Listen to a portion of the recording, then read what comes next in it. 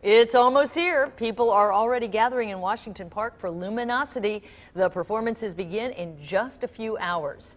And good morning. Tri-State anchors Catherine Nero and Chris Riva are hosting our live coverage this weekend. They join us now live with a front row seat.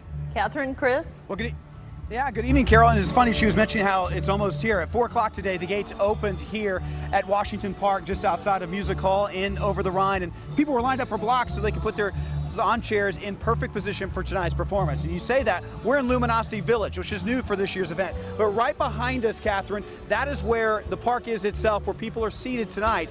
And of course, the backdrop to this evening's show, the screen, if you will, is the building of Music Hall itself. And that's the thing, it is a beautiful backdrop. That's where those 3D images will be projected.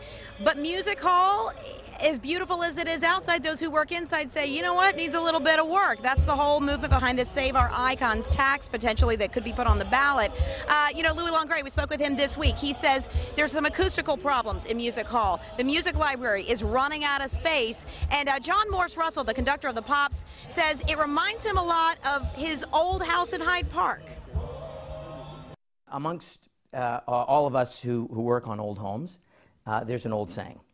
What's the only thing that works in an old home? The owner.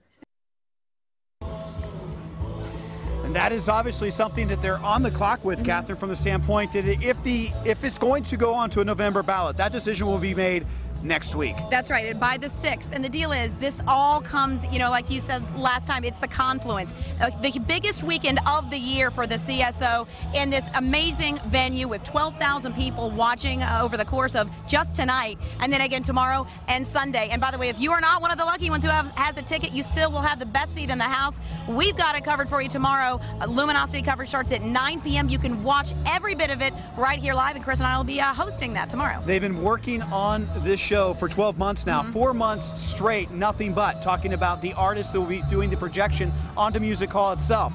Obviously, the Pops performing tomorrow, the CSO. Catherine, it's called the $1 Million Show.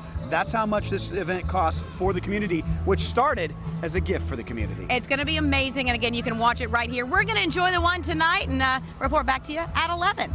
And for Chris, I'm Catherine, 9 on your side. Back to you guys. All right, it's going to be a great show. Thank you, guys.